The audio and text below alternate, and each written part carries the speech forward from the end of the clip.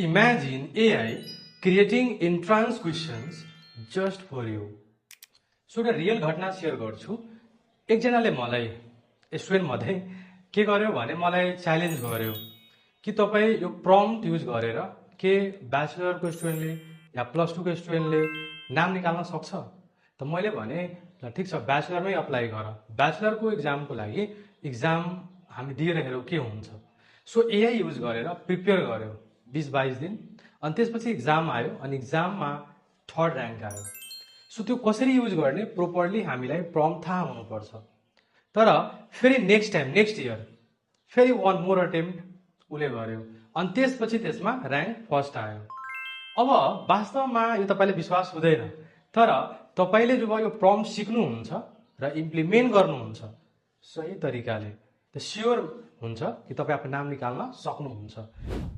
हामी अहिले सोसल मिडियामा एउटा कुरा सबले नोटिस गरे कि बुक प्रिन्ट भएको थियो, त्यो पनि च्याट जिपिटीले बनाएको।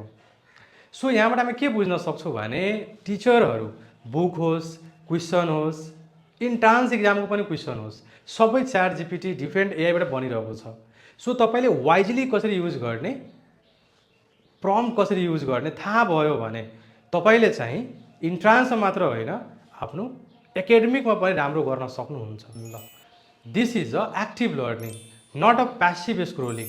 म के भन्न खोज्दैछु भने तपाईँ एआई प्रोपरली कसरी चलाउने सिक्नुभयो भने तपाईँ आफ्नो एकाडेमिकमा, इन्ट्रान्समा हरेक कुरामा राम्रो गर्न सक्नुहुन्छ।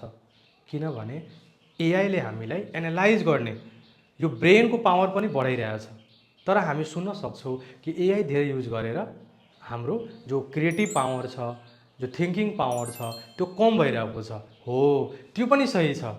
मैले जुन भने यो पनि सही छ। यो केमा दुइटैको डिफ्रेन्स के छ भने प्रम्प्ट। वास्तवमा तपाईँ आफ्नो माइन्ड युज गरेर क्रिएटिभ प्रम्प्ट लेख्नु भइरहेछ भने तपाईँ अगाडि बढ्नुहुन्छ। अब तपाईँले प्रोपरली कसरी प्रम्प्ट युज गर्ने त्यो सिक्नु पर्यो। किनभने एकाडेमिक होस्, इक्जाम होस्, आफ्नो पढाइलाई इम्प्रुभमेन्ट गर्नु छ भने या स्किल नै सिक्नु छ भने तपाईँलाई एआई आउनै पर्छ। So thank you.